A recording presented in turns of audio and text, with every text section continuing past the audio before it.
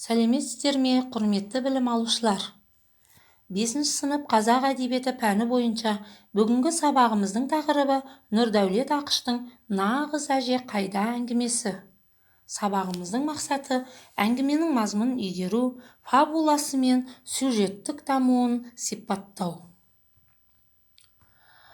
Ақыш Нұрдәулет Бәбиханұлы Қазақстан жазушылар және журналистер одағының мүшесі, филология ғылымдарының кандидаты, Республикалық жігер жастар фестивалінің Жамбыл Жабаев атындағы халықаралық сыйлықтың лауреаты, Қазақстан Республикасы Мәдениет министрлігі конкурсының жүлдегері, халықаралық сыншы әдебиетшілер ассоциациясының дипломанты.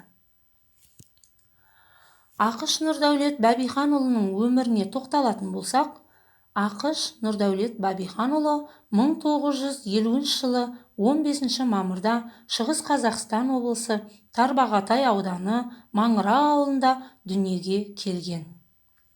1968 жылдан ауыл клубында меңгеруші болған.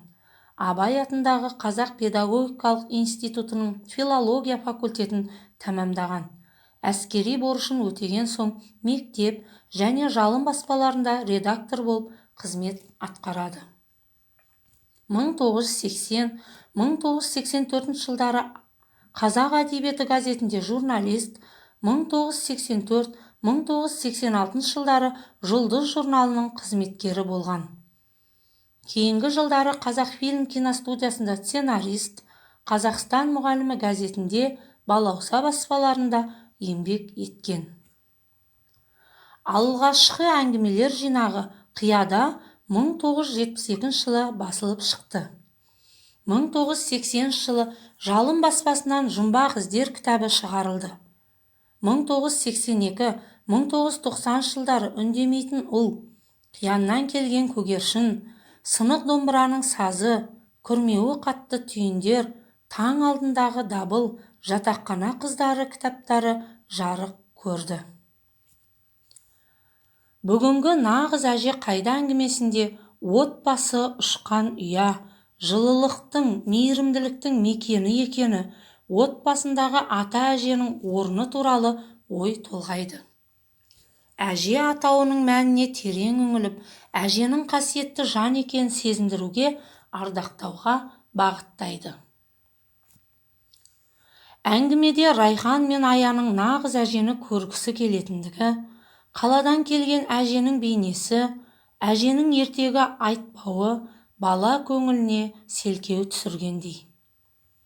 Әкелеріне нағыз әжені көрсетесің ғой деп, жадыраңқы жүзбен, сәбилік сеніммен қарауы бала көңілдің әжеге деген құштарлығын оятқандай. Енді ой шақыру мақсатында осы Нұрдәулет Ақыш әңгімесіне арқау болған әже сөзіне акроним әдісі арқылы сипаттама беріп өтіңіздер. Бүгінгі сабағымыздың мақсаты шығарманың фабуласы мен сюжеттік дамуын сипаттау болғандықтан, фабула терминіне тоқталып өтейік. Фабула дегеніміз не еді? Біз фабула терминін бұрынғы сабақтарда да өткен болатынбыз. Фабула латынша аңыз, әңгіме, ертегі, мысал. Яғни, көркем шығармада суреттелген оқиғаны рет-ретмен жүйелеу. Фабула сюжетпен көптеген өзіндік ерекшеліктерімен өзгешеленеді. Бірінші, оқиғаны мазмұндау, баяндау тәсілімен, яғни оны өмірде болып жатқан рет-ретмен емес, авторлық шегіністер, орын ауыстырулар арқылы беру. Айтушының болып жатқан оқиғаға қатыстылығы мен шығарманың белгілі бір формада баяндалуы, мысалы естелік, күнделік, тағы басқа фабулалық тәсілдерді қолдану арқылы автор оқиғаның баяндауын бірде үдетіп, бірде бәсеңсітіп отырады. Кейіпкер көңіл күйінің қалтарыстарын ашып, образды жан-жақты ашады. Яғни, фабула термині туралы мәлімет білдік, енді ары қарай тапсырмаларды орындаймыз. Ендігі тапсырмамыз шығарма мазмұнын ұғыну үшін хикая картасы арқылы жүзеге асырылатын тапсырманы орындаймыз. Бұндағы дескрипторымыз оқиға желісі арқылы әңгімелей алады, ойларын жүйелі жеткізе алады. Келесі тапсырмамыз адасқан үзінді әдіс арқылы орындалады. Құрметті білім алушылар, әңгіме желісі бойынша үзінділердің ретін анықтап, әңгіменің сюжеттік дамуын сипаттап айтып беріңіздер. Бұл жердегі дескрипторымыз әңгіме үзінділерінің ретін таба алады, әңгіменің сюжеттік дамуын сипаттап береді.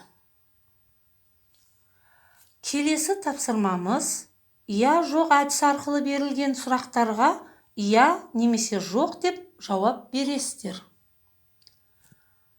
Олай болса сұрақтарды оқиын, сіздер мұқият тыңдаңыздар. Әкесі ертестік ертегісін айтып берді ме? Тәрбиеші бақшада құйыршық ертегісін айтты ма? Тәрбиеші қызыл телпек ертегісін айтты ма?